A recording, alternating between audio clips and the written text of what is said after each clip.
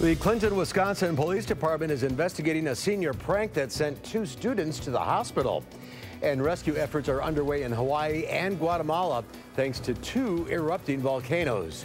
And the United States Supreme Court gives a Colorado baker a win in a same-sex wedding cake case.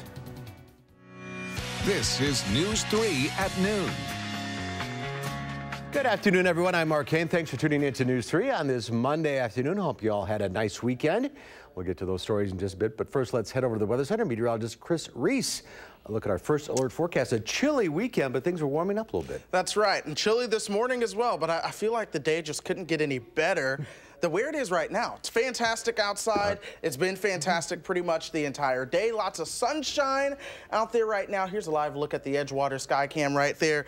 You know, there's always a bug on this camera, but I have to say, even I enjoy this view, so I really can't blame them there for what's going on. Temperatures now in the lower 70s, 72 degrees, still a little bit breezy with those winds out of the west-northwest at 12 miles per hour. Look at how low the humidity and the dew points are. That's a large reason of why it feels oh so good. Boscobel, one of the warmer spots at 76. Same for La Crosse at 79. Temperatures pretty much all in the 70s across Wisconsin as of now. We'll continue to watch them trend warmer over the next 12 hours before sunset anyway.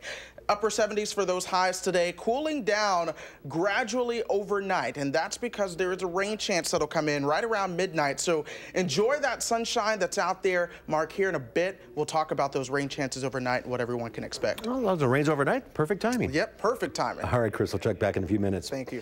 Top in our news today, a volunteer tutor at Wright Middle School faces a child sexual assault charge. District officials say students notified staff members in March saying they were uncomfortable with the behavior of the tutor. Police investigated and filed charges on Friday.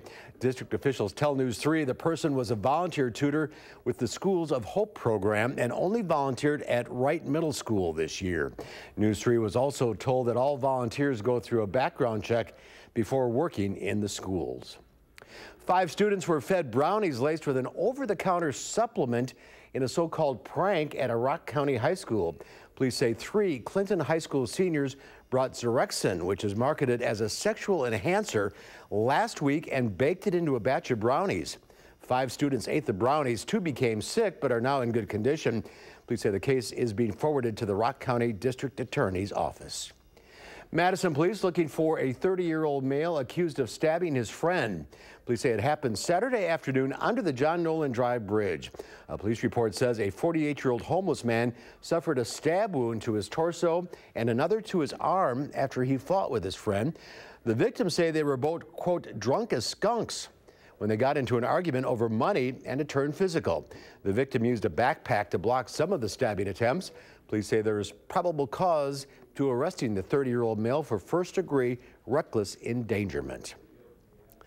A new body camera video obtained by Milwaukee station WISN shows officers expressing concern over the perception of Sterling Brown's arrest. Initial video released last month showed Brown being thrown to the ground and shocked with a taser after he parked his car in 2 handicapped spots outside Walgreens.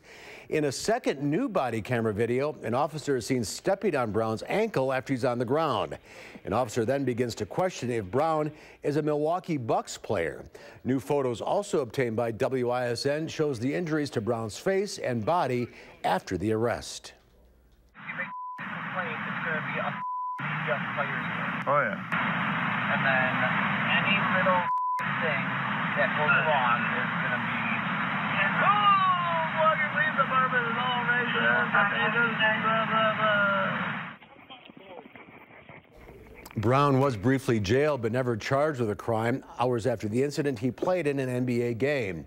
2 sergeants and an officer were put on temporary leave for the incident, and the Milwaukee police chief apologized. The race is on in Guatemala to find survivors after the Volcán de Fuego, or volcano of fire, exploded yesterday. Officials say at least 33 people are dead, and there is concern the death toll will rise as rescue teams reach communities buried in molten rock. A still undetermined number of people are unaccounted for. More than 3,000 people were evacuated after the second explosion this year from the so-called volcano of fire. Geologists say the molten rock flowing in Hawaii is the hottest they've ever detected, and it's moving fast at 1/3 of a mile every hour. Emergency officials have been warning homeowners for days. They say about a dozen people stayed behind in a community and are now stranded. The area is without power, phone service, and water. Emergency officials also are worried about earthquakes in the area that are shooting lava from the Kilauea volcano. The lava from that volcano is more than 7.5 miles square, almost 6 times the size of New York's Central Park. A United States Supreme Court is ruling in favor of a Colorado baker who refused to bake a cake to celebrate the marriage of a same-sex couple because of a religious objection. The justices ruled 7-2 on the decision, saying the Colorado Civil Rights Commission showed hostility toward the baker based on his religious beliefs. The ruling also said the commission violated the baker's religious rights under the U.S. Constitution's First Amendment. The court did not issue a definitive ruling on the circumstances under which people can seek exemptions from anti-discrimination laws based on their religious views. There's more to come on News 3 at noon. Up next, we'll see what Howard's working on in the Mr. Food Test Kitchen. Join us today as we demystify the meat case by cooking up a longtime favorite in a whole new way.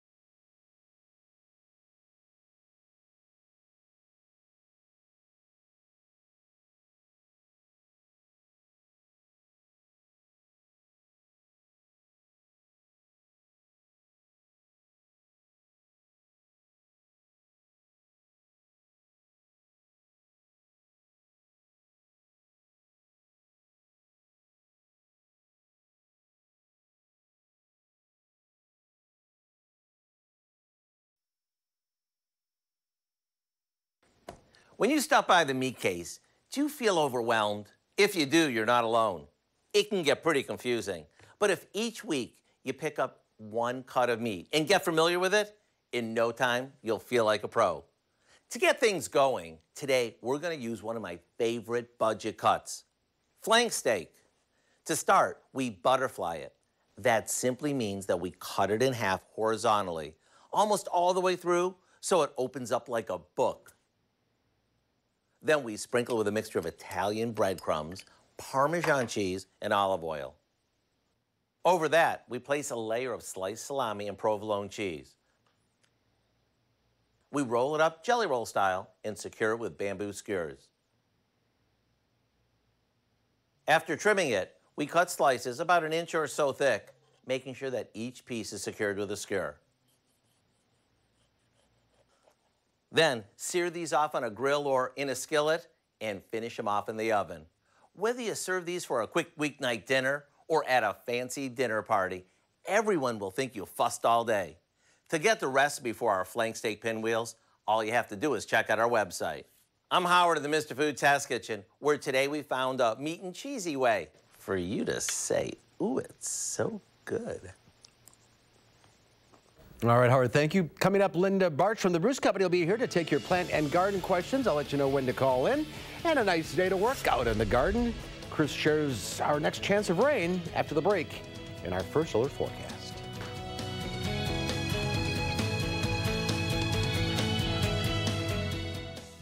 What?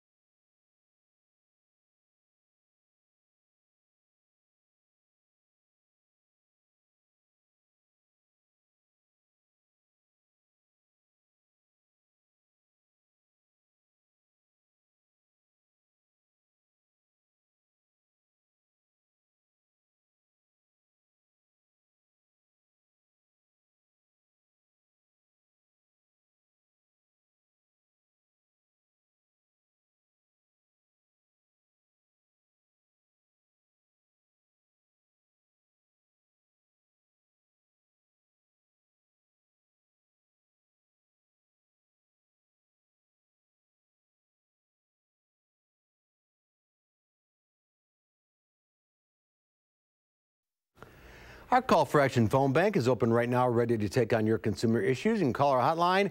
Volunteers will help you with any consumer complaints. The number 270-2833. The service open every Monday, Wednesday, and Friday between 11 and 1. Let's check Wall Street at the noon hour. The Dow Industrials up 194 points. The NASDAQ up 46. Let's check in now with Q106 Farm Director Pam Yankee. How are you on this Monday? Well, I'm fine weather-wise. That's the good news. But as far as those tariffs are concerned, still feeling the pinch there for corn, beans, and wheat. Probably more so today, Mark, than we did even on Friday. And that is the story in the marketplace. Later this afternoon, we'll get our latest planting progress report. Just had Dr. Sean Conley, our University Extension soybean specialist, in my radio studio, and he said now that we have seen a little bit of a stretch of drier weather, a lot of those wet holes that we had seen in the middle of farm fields are dried up enough. A lot of farmers are going to think about trying to get back in there and maybe plant those low spots so that they can enhance their yields at the end of the year. And he's just saying, you know, you have to remember, here we are on the 4th of June, so you've got to adjust the maturities if it's soybeans, and of course the same situation if it's corn. But you'll see the numbers there as far as corn, beans, and wheat are concerned. Today, we're trending lower, and the news in the marketplace is all about the tariffs. On late Thursday afternoon, Canada and Mexico both started to impose tariffs on U.S. products, and a lot of that is directly related to what we have here in the United States. Wisconsin is number 12 in the nation when it comes to the amount of agricultural exports we send outside of our border. Canada and Mexico are number 1 and 2 markets, so local agribusinesses are going to be feeling this pinch real quick as well. We dropped on Friday as far as the dairy markets were concerned, but today a little bit more quiet. Barrel cheese is unchanged at $1.52. 40-pound block cheese, that's down a half at $1.59 1/4. The double-A butter today also unchanged, starting the week at $2.37 3/4. And buddy, you're going to have to handle it on your own tomorrow. I'm going up to Marshfield. That'll be the site of Wisconsin Farm Technology Days coming up in July, just outside of Marshfield. 2 different dairy farms coming together there, and they're going to give us a sneak peek on all the layout tomorrow, so that's where I'll be. You'll have to handle the numbers and tweet some nice music for my folks, would you please? We will do what we can. Have a good trip. Drive safely. All right, see you later. Thank you, Pam. Chris is here now with the weather, and it should be nice for her drive tomorrow after some rain overnight. Yeah, some rain overnight, but tomorrow going to be another spectacular day. Not as cold as we were this morning. Temperatures, there was a little bit of chill to those temperatures, especially as you work your way up to the north. Check out Black River Falls starting out their day at 37 degrees. And it's June, but that's all right. We started out at 50 here in Madison. A lot of folks started out their mornings in the upper 40s. We've recovered very nicely, 72 right now. You get out towards the west, that's where temperatures are even warmer. Boscobel at 76, Paris Duchesne coming in at 75 degrees, and that's about where we should be, oddly enough, for this time of the year. Usually our normal 75, we're at 72 right now. The temperatures will continue to rise as we go through the day, so eventually we will hit 75, if not exceeding that, especially with all the sunshine that we have out there right now. Really, it's not going anywhere as we go through the next couple of days, other than a rain chance later on tonight, because it's quiet across the entire country. One little shower system moving across Kansas right now. We'll want to watch these clouds starting to develop across southern Minnesota. That's what's going to move in later tonight, but here's why I say it's not a big deal. For one, yes, we do have a warm front trying to lift to the northward, but at the same time, we have a regional low pressure over the eastern part of Canada. That's sending winds pretty much out of the north and northeast tonight. That's going to cause that warm front to really kind of fall apart and fizzle out. But that's also going to produce some showers and thunderstorms later on tonight. Notice how they just slip through northern Wisconsin. And by the time we get you into tomorrow, those are gone and out of here just as fast as they came. Most folks will be asleep. They'll wake up and won't even know that it rained. High pressure continues to take control of our weather. That's going to keep the sunshine around. But when you have 2 high pressure systems like this, that means a southwesterly wind. That's also going to mean more in the way of some warmer temperatures as we go through the next couple of days. That's going to start tomorrow. So check out highs this afternoon just to our west. A lot of those are going to be in the low and mid 80s. We fast forward 24 hours. Highs warm up about 10 degrees. Notice low and mid 90s starting to show up. That'll stay to our south and west initially, but that's where our warmer air is going to come from as we go through the coming days. 70s this afternoon if you're going to be out and about, so no needs to worry there. You get out to the west, temperatures are a little bit warmer into the upper 70s. We go into the northern cities, temperatures still remain into the mid and upper 70s. Tonight, temperatures fall into the upper 50s, and again, there is at least the slightest chance of some rain that will come on through here. And then tomorrow morning, we'll notice temperatures starting out in the 50s and then warming up to about 75 degrees. So really, it's not too bad of a forecast. 79 as we get you towards Wednesday.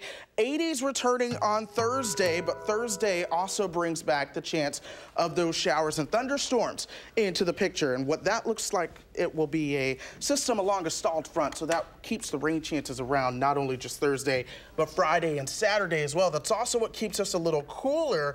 Sunshine returning by Sunday, temperatures in the low 80s again. No 90s in there, which is good to see. We had none yet. Had enough of that for a while. Exactly. Looking good, though. Thank you. Thank you, Chris.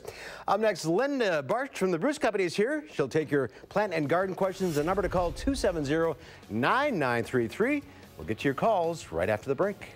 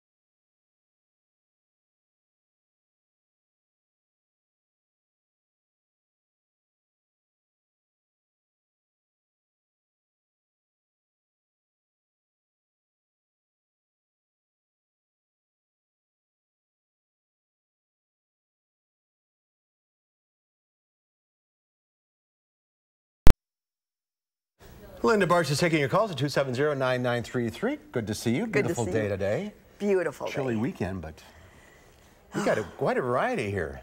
Well, it is that time of year where there's lots of annuals to select from. So I just brought a slight selection of herbs also, because remember to get those planted in the ground, basil and dill, and I have some lemon thyme. But then I also have some sort of interesting plants. There's this little Tom Thumb Oriental spruce. That's the new growth on it. Really? Isn't that a cute little plant? And it will be hardy outside, or you can use it in a setting where you're going to actually use it as a topiary type of situation. It doesn't get real big very fast. That's good. Yes. All right, let's go to the phones. We'll start with Pat in Sun Prairie. Hi, Pat. Hi. Hi, which question? I have an azalea that I bought to plant, and I didn't get it planted before it blossomed out fully. Do I have to wait for the blossoms to disappear before I can transplant it? No, I think it's in a container right now, Judy, right? You just need to get it in the ground. It's probably going to be the best that you can for that plant, because we want to do this before we get really hot weather again and we have a nice break. Yeah, good time. All right, let's go to Judy in Cross Plains. Hi, Judy. Hi. Hi. Which question? I've got a question about a braided hibiscus that I received as a gift, and it seems like it's almost dying. It's losing leaves every day, and all the buds fell off. What am I doing wrong with it? Well, those plants don't like to get dry between waterings, so make sure that you're watering it adequately, and maybe it's extremely root bound, because sometimes when you purchase them and they've been growing in a greenhouse, it's time for them to be moved into a little larger pot. And this time of the year, move that hibiscus outside. It's going to perform much better. Check to make sure it's not root bound. Not root bound, yes. All right, Betty in Madison. Hi, Betty. Hi.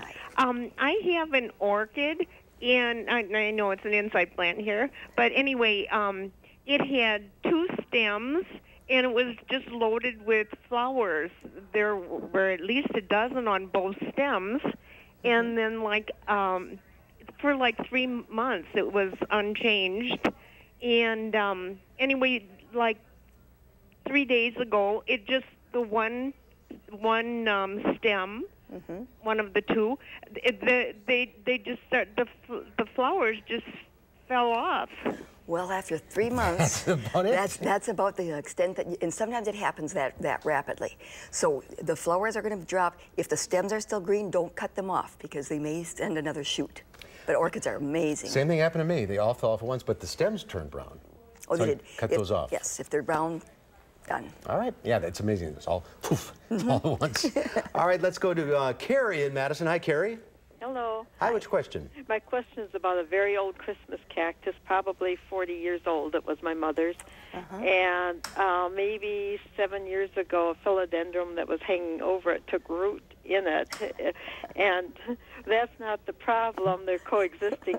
But the Christmas cactus is losing pieces of its, I don't know what you call it, the green, they're dropping off kind of rapidly, and I don't know if it needs repotting or if it's just come to the end of its life, or... Well, okay, be careful. Sometimes when that starts to happen, people start to change their pattern.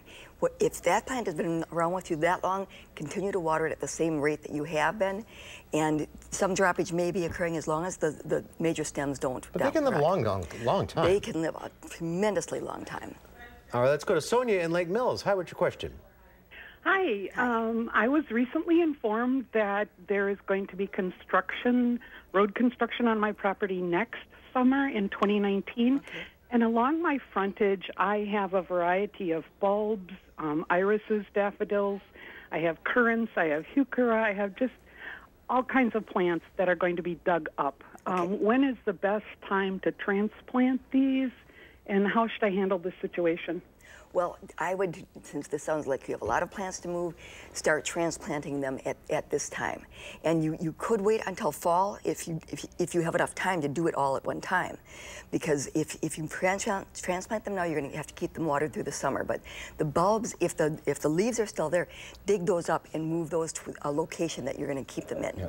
And you know where they are because there's still growth on them. That's right. All right, we're out of time. If you stay there, Linda will talk to you off the air. We'll see you in a couple weeks. All right, very good. Chris has one final check of our forecast. forecast. That's right. Continuing with a nice day outside right now. A slight rain chance moving through right around midnight. No big deal with that. The next 7 days do look good other than the end of next week. That's when we have a weak rain chance coming through Thursday, Friday, and into Saturday. Then it's a warming trend after that. Temperatures making it into the 80s, humidity returning, and potentially the upper 80s towards the end of next week.